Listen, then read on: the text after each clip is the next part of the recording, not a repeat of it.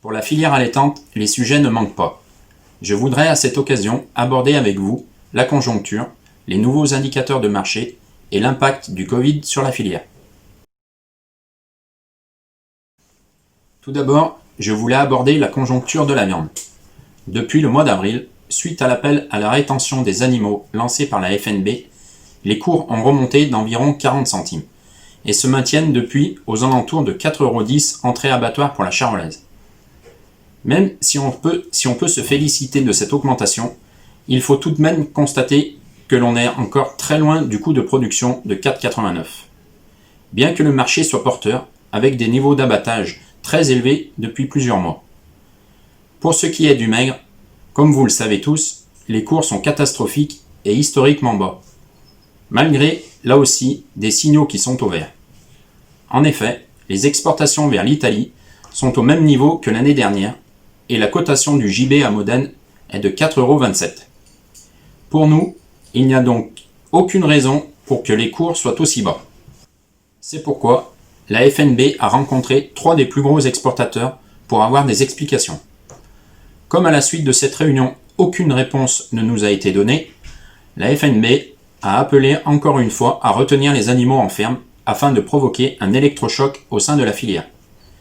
Suite à cela, le ministre de l'Agriculture a organisé une réunion avec tous les opérateurs de la filière, laissant 3 semaines aux exportateurs pour apporter des solutions. 3 semaines plus tard, nous sommes dans l'impasse. Aucune proposition de la part des opérateurs n'a été apportée. La FNB est maintenant dans l'attente de la réaction du ministre face à l'ampleur de la crise.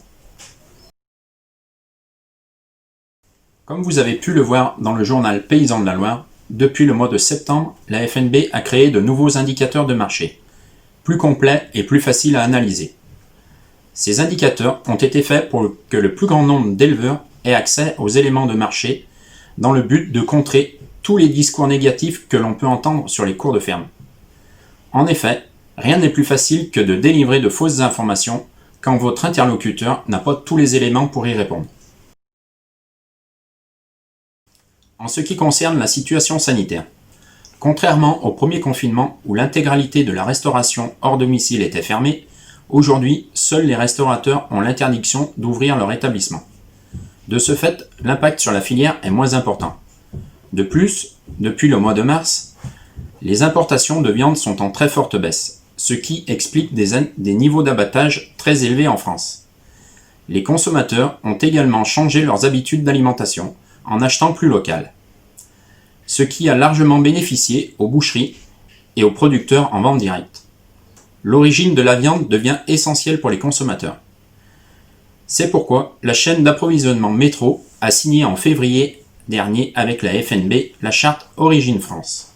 Cette charte a pour but de vendre de la viande issue du département, tout en rémunérant l'éleveur au coût de production. Dans notre département, de nombreuses bêtes sont déjà passées dans cette filière. Malheureusement, le confinement a stoppé le développement. En effet, l'ancienne Métro commercialise essentiellement sa viande auprès des restaurateurs. Nous resterons vigilants dès que la situation sera améliorée pour s'assurer du retour des euros dans les cours de ferme.